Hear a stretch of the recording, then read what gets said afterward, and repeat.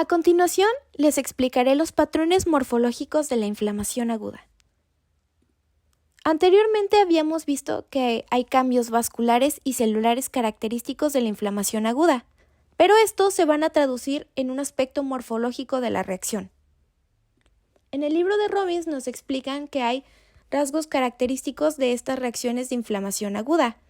Las primeras van a ser la dilatación de pequeños vasos sanguíneos, 2, la acumulación de leucocitos y 3, líquido en el tejido extravascular. Ahora, cada uno de estos rasgos va a variar dependiendo de la gravedad de la respuesta inflamatoria, la causa específica y el tejido y localización concretos que en este caso se van a afectar. Y esto puede modificar la morfología básica de la inflamación aguda. Por ello, se categoriza en 4 tipos. Primeramente tenemos la inflamación serosa, luego tenemos la inflamación fibrinosa, continuamos con inflamación purulenta y por último, úlceras. A continuación vamos a profundizar en cada tipo de inflamación. Primeramente hablaremos de la inflamación serosa. Esta se va a caracterizar por ser una exudación de líquido con bajo contenido de células en los espacios creados por la lesión celular o en cavidades corporales revestidas por el peritoneo, la pleura y el pericardio. Cuando decimos que va a tener bajo contenido de células, lo decimos porque va a tener pocas proteínas, no va a contener organismos destructivos, con ello nos referimos a las bacterias, ni gran cantidad de leucocitos. Y en cavidades corporales, el líquido puede provenir del plasma, ya sea por un incremento de la permeabilidad vascular o por secreciones de células mesoteliales, y esto sería por irritación local. Ahora, a esta acumulación de líquidos en la cavidad serosa se le va a denominar como derrame. Ahora, el dicho derrame también puede aparecer en trastornos no inflamatorios, por lo tanto no es un aspecto exclusivo de la inflamación serosa. Ahora, un ejemplo es cuando pasa con el flujo de salida de sangre reducido a una insuficiencia cardíaca o en la disminución de las concentraciones de proteínas plasmáticas en algunas infecciones renales y hepáticas. También pueden aparecer ampollas cutáneas cuando se forman por quemadura o por infección vírica, y esto se debe a la acumulación de líquido seroso en la epidermis dañada, como vemos en la imagen. Ahora, en la ilustración histológica se puede apreciar una ampolla cutánea en corte transversal que muestra la epidermis separada de la dermis por una acumulación focal de derrame seroso. Después tenemos la inflamación fibrinosa. Para ello les tengo que dar un contexto. Cuando el aumento de la permeabilidad vascular es mayor, las moléculas grandes como el fibrinógeno salen del torrente sanguíneo y se convierten en fibrina, que se deposita en el espacio extracelular. Esto quiere decir que cuando la extravasación vascular es importante o hay un estímulo procoagulante, se desarrolla un exudado fibrinoso. Este exudado es característico de la inflamación en revestimiento de cavidades corporales como meninges, pericardio y pleura. En el punto de vista histológico, la fibrina aparece como una red eosinófila de fibras o en ocasiones se ve como un coágulo amorfo. Ahora, los exudados fibrinosos tienen 2 vías. La primera se va a llamar resolución. Puede ser degradada por fibrinólisis y lo que quede de fibrina será erradicada por los macrófagos.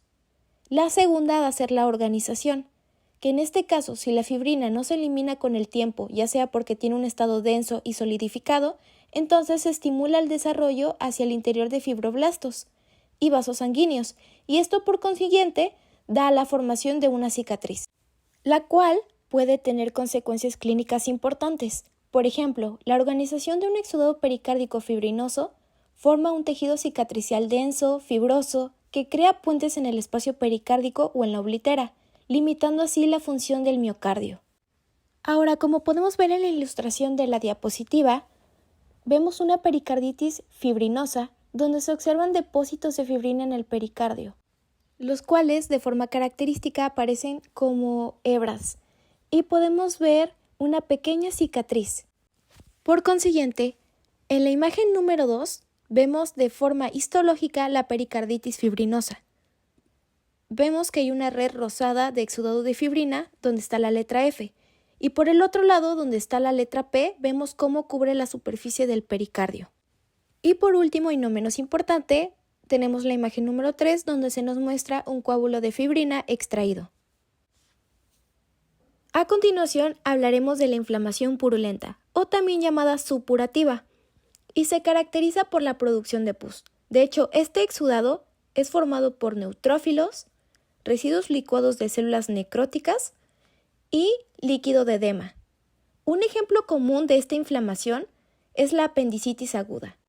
La causa principal de esta inflamación es por infección bacteriana que causa necrosis tisular por licuefacción. Un ejemplo de estos son los estafilococos, que son los que generalmente causan inflamación purulenta. De hecho, son designados como bacterias piógenas, o sea, productoras de pus. Ahora, una parte muy importante de esta inflamación son los abscesos. Los abscesos son acumulaciones localizadas de tejido inflamatorio purulento y se debe a la siembra por gérmenes piógenos de un tejido o una infección secundaria de focos necróticos. Histológicamente se caracterizan por tener una región central que aparece como una masa de leucocitos necróticos y células tisulares. Después tenemos una zona circundante de vasos dilatados y proliferación de fibroblastos.